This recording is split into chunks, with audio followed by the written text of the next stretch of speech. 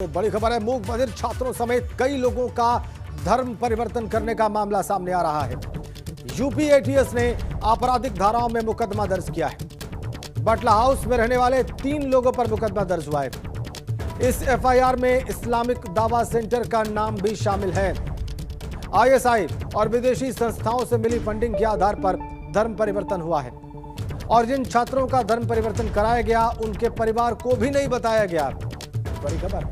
और इस बारे में अभी थोड़ी देर पहले ADG law and order Prashant Kumar ने प्रेस कॉन्फ्रेंस करके विस्तार में जानकारियां दी हैं। 3 लोगों पर मामला दर्ज हुआ है। जो एफआईआर हुई है उसमें इस्लामिक दावा सेंटर का नाम भी शामिल है। कहा गया है कि फंडिंग हुई विदेशी संस्थाओं से और पाकिस्तानी खुफिया एजेंसी आईएसआई के द्वारा भी। मूक बधिर छात्रों का धर्म परिवर्तन कराया गया, लालच दिया गया उन्हें नौकरी का, शादी का, और उनके परिवार वालों को भी इस धर्म परिवर्तन की बात का पता नहीं लगने दिया गया। बड़ी खबर, 3 लोगों पर एफआईआर दर्ज, 2 लोगों को यूपी एटीएस ने गिरफ्तार भी किया है। अब तक 1000 से ज्यादा लोगों का धर्म परिवर्तन अवैध तरीके से कराया गया, इस्लाम धर्म में कराया गया धर्म परिवर्तन। और ये बात ADG law and order Prashant Kumar ने अपनी प्रेस कॉन्फ्रेंस में कही है। बटला हाउस में रहने वाले 3 लोगों पर मुकदमा दर्ज हुआ है। जो एफआईआर की गई है उसमें गंभीर धाराएं लगाई गई हैं। इस्लामिक दावा का नाम भी शामिल इस एफआईआर में। बड़े स्तर पर अवैध धर्मांतरण का मामला सामने आया, इसका पर्दाफाश किया अपनी प्रेस कॉन्फ्रेंस में ADG law and order Prashant Kumar ने।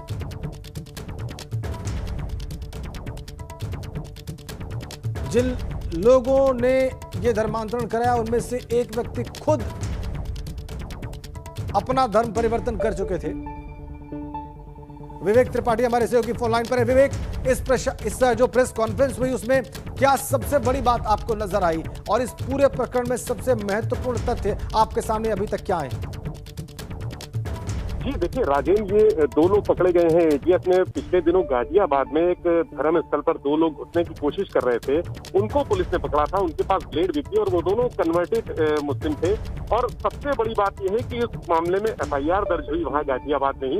उसके बाद एटीएस को लगा कि इसमें कुछ न कुछ दाल में काला जरूर है, आखिर ये लोग क्यों वहां धर्म स्थल में जाने की कोशिश कर रहे थे। उसके बाद एटीएस ने जब केस को टेक ओवर किया, छानबीन शुरू की, तो ये बड़ा नेटवर्क सामने आया जिसमें पता चला है कि जो आईडीसी है यानी इस्लामिक दावा सेंटर, वहां के जो संचालक हैं उमर गौतम और इनका जो सरगना है जहांगीर, ये दोनों बड़े स्तर पर धर्मांतरण करा रहे थे लोगों का और आईएसआई और अन्य विदेशी फंडिंग भी इनको हो रही थी। तो ये एक बड़ा नेटवर्क सामने आया है जिसमें सबसे बड़ी बात यह है कि ऐसे बच्चे जो मूक बधिर हैं, जो नोएडा डेफ सोसाइटी है, नोएडा में है, वहाँ के जो बच्चे, रेजिडेंशियल स्कूल है, वहाँ पर प्रदेश के विभिन्न जगहों के मूक बधिर बच्चों को रखा जाता है। उनको छोटे नौकरी, शादी, पैसे आदि का लालच देकर ये धर्मांतरण कराया जा रहा था। और 2 ऐसे केस सामने आए हैं एटीएस के, जिसमें से एक गाजियाबाद का जो सेंटर है वहां पर जो मन्नू यादव हैं, उनका गुड़गांव के, उनका बेटा है, और दूसरा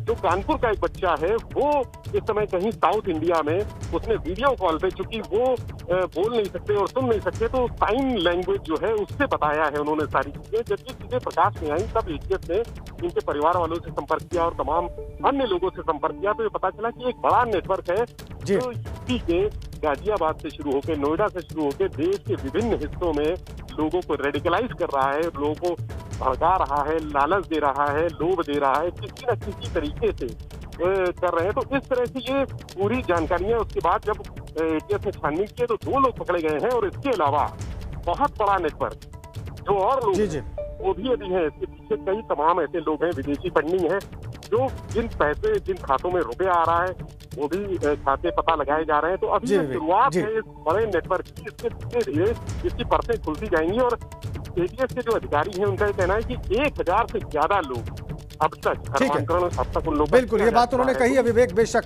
और आप कह रहे हैं कि अभी बहुत सारे मामले अभी सामने आने बाकी हैं, अभी तो इन्वेस्टिगेशन शुरू हुआ है। अविनाश तिवारी हमारे सहयोगी दिल्ली से हमारे साथ जुड़ गए। अविनाश, क्या दिल्ली पुलिस को आइडिया है कि उत्तर प्रदेश पुलिस ने इतनी बड़ी चीज जो है खोज निकाली है जामिया नगर में बाटला हाउस में, वहां के 3 लोगों पर मुकदमा दर्ज किया गया है और वहां से ये सब कुछ ऑपरेट हो रहा था, अवैध धर्मांतरण का काम किया जा रहा था।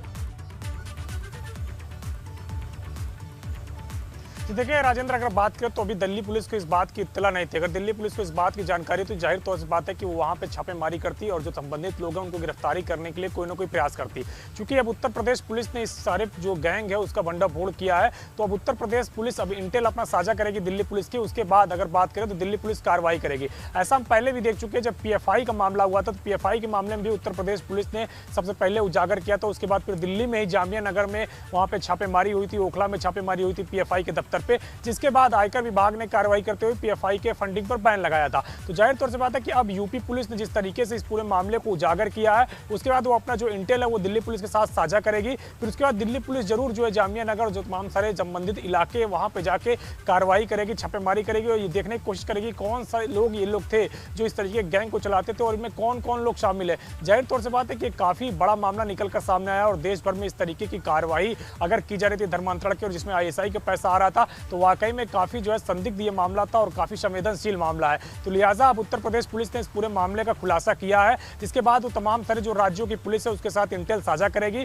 और अब कई राज्यों की पुलिस मिलकर इस पर कार्रवाई करेगी। वो भी देखेगी कि उनके राज्य में किस तरीके से इस कार्रवाई को अंजाम दिया जा रहा है और किस तरीके से धर्मांतरण कराया जा रहा है। तो ये वाकई में उत्तर प्रदेश पुलिस की एक बड़ी सफलता है, जिसने आज उसने इस तरीके के जो एक गैंग है जो धर्मांतरण कराता है जबरन, उसका खुलासा किया है। और उसके बाद जाहिर तौर से बात है कि अब दिल्ली पुलिस को भी इंटेल मिलने के बाद वो इस तरीके की कार्रवाई करेगी। जाहिर सी बात है दिल्ली पुलिस अब इंटेलिजेंस शेयर करेगी यूपी पुलिस के साथ, और चूंकि उसके जुरिस्डिक्शन में इस अपराध को अंजाम दिया गया, साजिश रची गई, इसलिए जाहिर सी बात है उसे भी अपनी कार्रवाई करनी होगी। वो भी अपनी इन्वेस्टिगेशन को वहां पर आगे बढ़ाएगी और जो कुछ मुमकिन होगा कानूनी दायरे में वो दिल्ली पुलिस के द्वारा किया जाएगा। लेकिन यूपी पुलिस ने चूंकि इस महत्वपूर्ण बात का खुलासा किया है, साजिश का खुलासा किया है, अपराध के बारे में चीजें सामने रखी हैं, इसलिए विवेक के पास चलते हैं लखनऊ। विवेक, पूरी प्रेस कॉन्फ्रेंस आपने देखी और पूरी प्रेस कॉन्फ्रेंस हमने भी देखी ADG law and order Prashant Kumar की।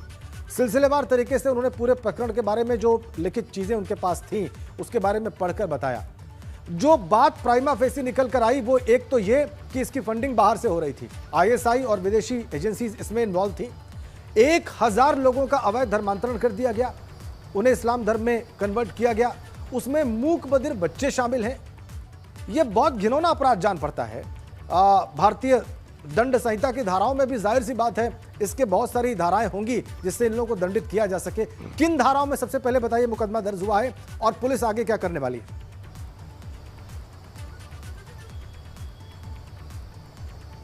जी देखिए राजेंद्र, ये मुकदमा अभी जो पुराना मुकदमा गाजियाबाद में दर्ज हुआ है, जो कुछ दिन पहले गाजियाबाद के एक मंदिर में कुछ लोग प्रवेश करने की कोशिश कर रहे थे, उसमें एक विपुल विजय वर्गीय है जो नागपुर का रहने वाला है और यहाँ पर गाजियाबाद में रहता था। उसने कन्वर्जन कराया था और वो गलत नाम से, फर्जी नाम से एंट्री करने की कोशिश कर रहा था। वहाँ पर अंदर जाने, उसके साथ एक और आदमी था। तो इन लोगों को जब रोका गया, वहाँ टोका गया, कुछ सस्पेक्टेड लोग वहाँ पर इन लोगों पे शक हुआ, इसके बाद रोका गया, उनसे पूछताछ की गई तो उन्होंने गलत जानकारियाँ देके गुमराह करने की कोशिश की। इसके बाद पुलिस को सूचना दी गई, पुलिस वहाँ पर पहुंची तो उनके पास से ब्लेड बरामद हुआ। यानी वो मंदिर के अंदर जाके किसी गलत नियत से जाना चाहते थे और कोई घटना करना चाहते थे। इसके पीछे क्या उद्देश्य था? इस मामले में गाजियाबाद में एक FIR हुई थी जो धोखाधड़ी की धाराओं में थी, चूंकि उन्होंने गुमराह किया, गलत जानकारियां दी। धोखाधड़ी की धाराओं में मामला जब दर्ज हुआ, उसके बाद जब धीरे धीरे पुलिस ने जांच की तो एक कुछ सस्पेक्टेड चीज़ें निकल कर आईं। उन्होंने बताया कि हमने खुद को कन्वर्जन कराया है, हम धर्म परिवर्तन करा कर आए हैं और धर्म परिवर्तन कराने वाले लोगों के नाम भी बताए।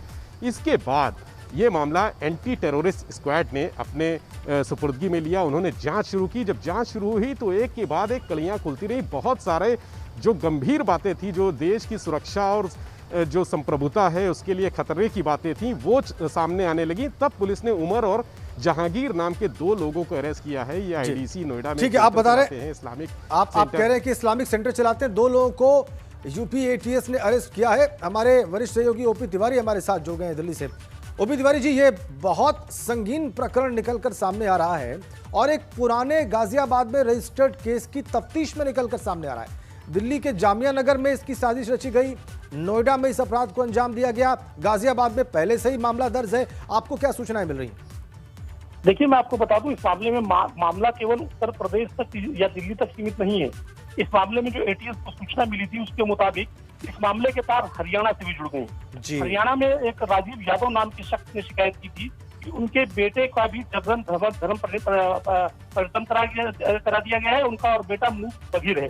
उनकी शिकायत के आधार पर नोएडा एटीएस ने जाकर उनसे पूछताछ की थी और उस पूछताछ के दौरान कई अहम तथ्य सामने आए थे।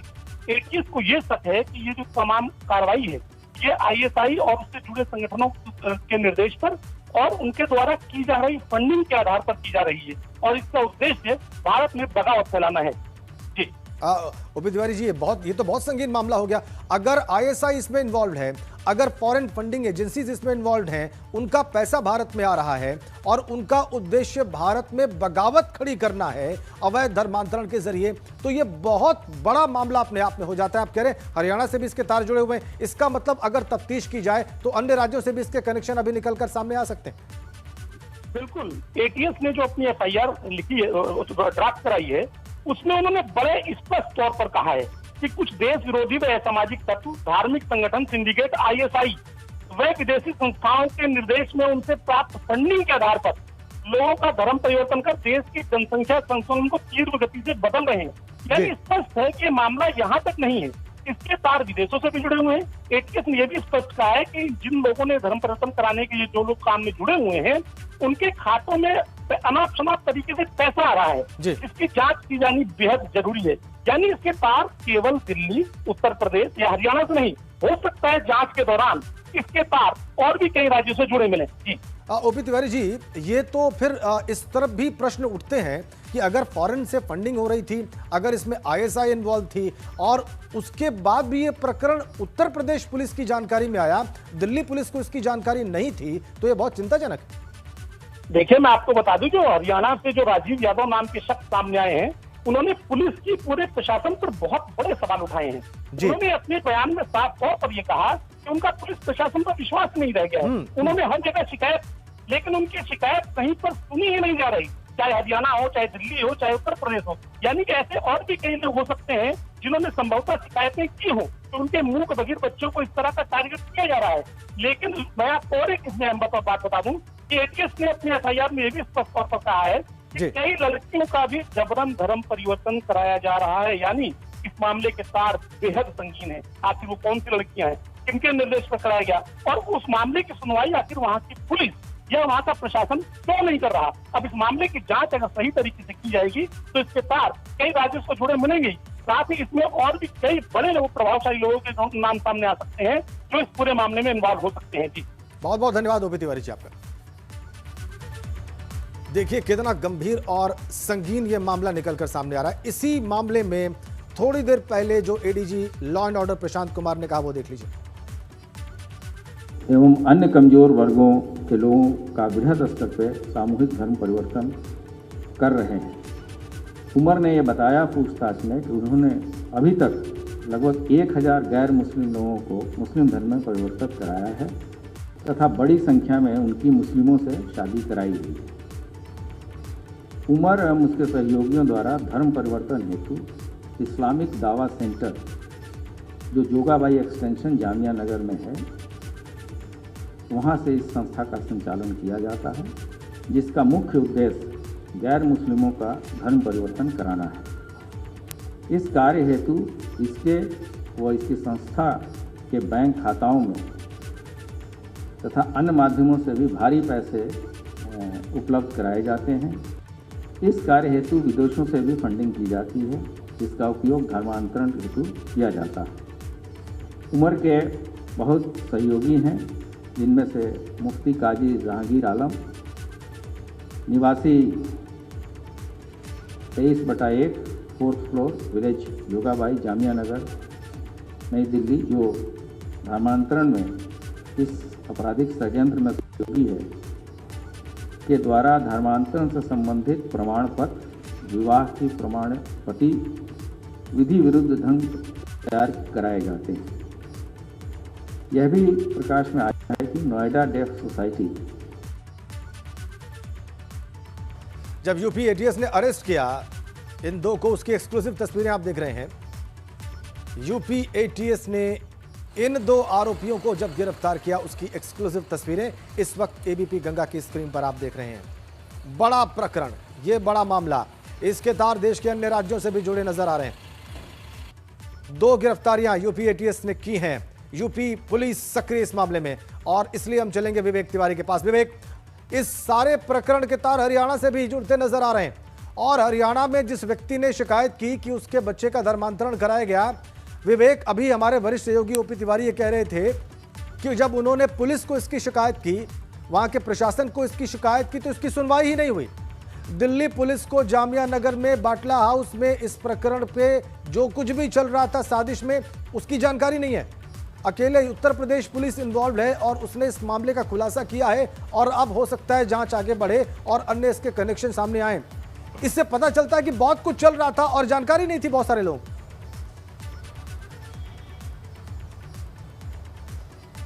बिल्कुल राजेंद्र, देखिए ये दिल्ली पुलिस हो या हरियाणा पुलिस हो, इसको लेकर बहुत कतई संवेदनशील नहीं है, क्योंकि यूपी पुलिस लगातार यहाँ पर पश्चिमी उत्तर प्रदेश में रोहिंग्याओं के मामले में काम कर रही है और वहाँ का माहौल बहुत सेंसिटिव है। इसके अलावा चूँकि आने वाले चुनाव 6 महीने बाद चुनाव की तैयारी है, और इसलिए यहाँ पर जो भी गतिविधियाँ चल रही हैं, जिस तरह से लोगों को भड़काने का काम किया जा रहा है, लोगों के बीच में अफवाह फैलाने का काम किया जा रहा है, तो यूपी पुलिस हर बिंदु पे, हर पहलू पे गंभीरता से जांच करती है। छोटा सा एक मामला था गाजियाबाद के एक मंदिर में प्रवेश करने का, जिसको लेकर वहां 2 लोग सस्पेक्टेड रूप से सामने आए थे। उसको लेकर जब मुकदमा दर्ज हुआ, तब एटीएस ने इस मामले को खंगालना शुरू किया कि कहीं इसके पीछे आखिर क्या वजह थी कि गाजियाबाद में मंदिर में कुछ लोग घुसने की कोशिश कर रहे थे, ब्लेड लेकर घुसने की कोशिश कर रहे थे। इसके पीछे क्या वजह हो सकती है, और नाम बदल के जाने की कोशिश कर रहे थे, पहचान बदल के।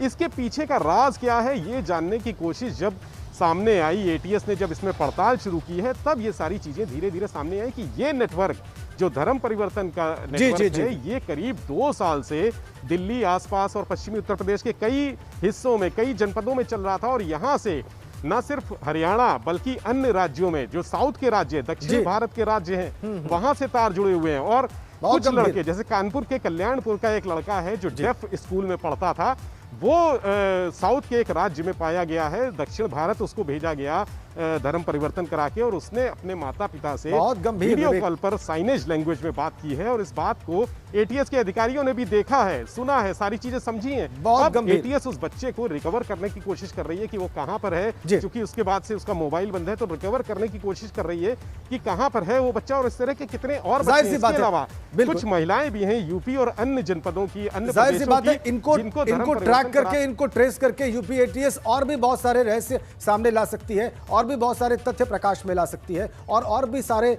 प्रकरण हमारे सामने आ सकते हैं अवैध धर्मांतरण से जुड़े हुए, सिर्फ उत्तर प्रदेश में नहीं, उत्तर प्रदेश के बाहर पूरे देश में। बहुत धन्यवाद आपका विवेक, बहुत धन्यवाद अविनाश, तमाम जानकारियों के लिए। खबरों में आगे बढ़ते हैं। खबर लखनऊ से। बीजेपी दफ्तर पर मीटिंग्स का सिलसिला जारी है। संघ के कुछ लोगों के साथ नेताओं की मुलाकात चल रही। बीएल संतोष और राधा मोहन सिंह सरस्वती शिशु मंदिर में मौजूद हैं। सूत्रों के हवाले से खबर है इस वक्त हमारे पास। सुनील बंसल और स्वतंत्र देव सिंह भी सरस्वती शिशु मंदिर में मौजूद हैं। शैलेश अरोड़ा हमारे सहयोगी लखनऊ से हमारे साथ हैं। शैलेश, सरस्वती शिशु मंदिर में किस तरह की मीटिंग चल रही है इस वक्त? राजन, इस समय हम लोग सरस्वती कुंज के बाहर मौजूद हैं, जो निराल नगर में स्थित है, और ये यहाँ पर अंदर जो इस समय बैठक चल रही है, यहाँ बीएल संतोष मौजूद हैं, संघ के कई लोग अंदर मौजूद हैं इस समय।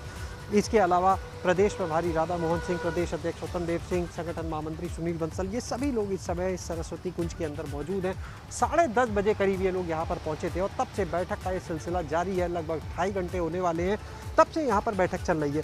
देखिए, पहले 11 बजे भाजपा मुख्यालय पर एक बैठक होनी थी, लेकिन उस बैठक से पहले 10:30 बजे यहाँ पर सभी आ जाते हैं, और उसके बाद बैठक का सिलसिला शुरू होता है संघ के पदाधिकारियों के साथ में। और उसके बाद यहाँ से जब बैठक खत्म होगी, पहले देखिए ये कहा जा रहा था कि लगभग 12:30 बजे यहाँ से बैठक खत्म करके सभी लोग वापस प्रदेश मुख्यालय पहुँच जाएंगे, लेकिन अभी तक 1 बजने वाला है, बैठक अंदर जारी है। जाहिर सी बात है, बड़े स्तर पर मंथन चल रहा है, संघ का, संगठन का, पार्टी का बड़े स्तर पर इस समय मंथन चल रहा है। 2022 जो है वो बहुत दूर नहीं है, पूरी तरह से ताकत झोंक रही है पार्टी। बिल्कुल। जितनी भी जो भी रणनीति यहाँ पर बनेगी, देखिए जो मंथन हो रहा है वो सिर्फ और सिर्फ इसी को लेकर है कि 2022 में कैसे किला फतेह करना है। पिछली बार पूर्ण बहुमत से आए थे, और इस बार भी पार्टी जो है वो और बेहतर प्रदर्शन करने के लिए प्रयासरत है। लोगों की बिल्कुल मध्य बिल्कुल किसी बिल्कुल को नाराजगी असल है। पूर्ण इन बहुमत चीजों ही पर नहीं था, मंथन चल रहा रिकॉर्ड है। बनाने वाला बहुमत था 2017 में, रिकॉर्ड बनाने वाला बहुमत था। उस प्रदर्शन को रिपीट करना जाहिर सी बात है बहुत बड़ी चुनौती है, और अगर मंथन इतने बड़े स्तर पर हो रहा है तो जाहिर सी बात है उद्देश्य भी बहुत बड़ा है। बहुत धन्यवाद आपका शैलेश अरोड़ा इन तमाम जानकारियों के लिए।